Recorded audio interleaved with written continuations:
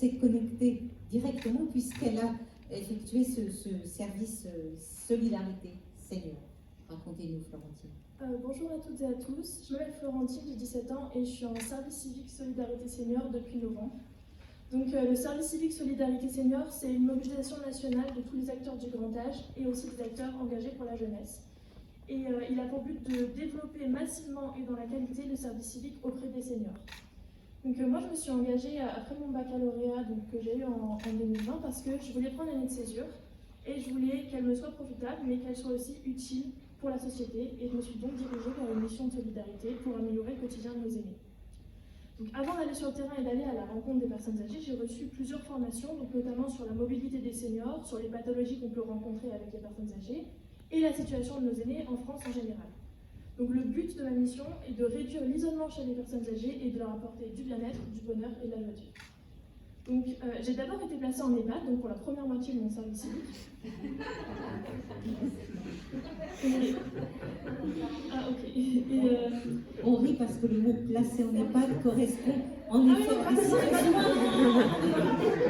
Non, j'ai été en EHPAD. C'est absolument pour se moquer, mais c'est un mot qu'on connaît bien.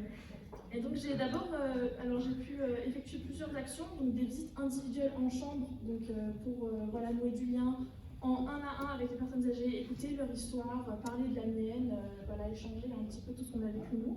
Et j'ai aussi pu mener des actions collectives, donc dans les lieux de vie communs de l'EHPAD, où on a pu faire des jeux de société pour stimuler la mémoire avec des quiz par exemple, de la gymnastique douce, ainsi que des activités artistiques et manuelles, donc qui m'ont notamment appris à coudre.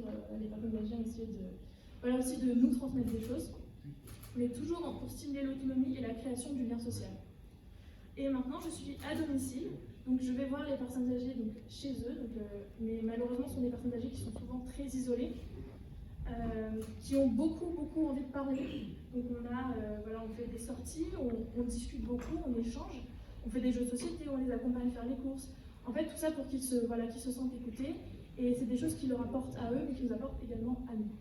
Donc, selon une étude menée par Unicité en 2019, 100% des personnes âgées affirment que les volontaires leur apportent de la joie, et c'est vraiment quelque chose que moi je peux constater dans mes actions.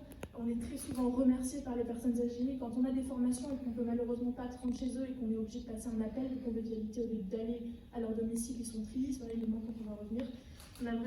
Ils sont très chaleureux, on n'a vraiment pas l'impression de travailler pour eux, mais plutôt d'être invités chez eux. On a l'impression que c'est vraiment un échange.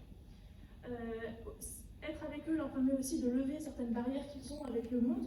Donc, par exemple, quand on est là, ils osent plus sortir parce qu'ils peuvent avoir peur de sortir, peur de tomber. On est là pour leur donner le bras, pour leur expliquer comment fonctionne le réseau, le bus, le métro, etc.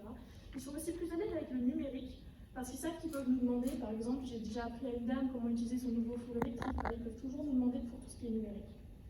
Et ils ne demandent vraiment qu'à parler et à partager leur savoir et leur histoire.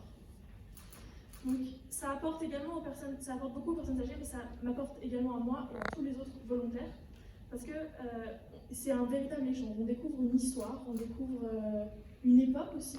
C'est vraiment la confrontation de deux époques différentes, de deux générations différentes et de mondes différents même.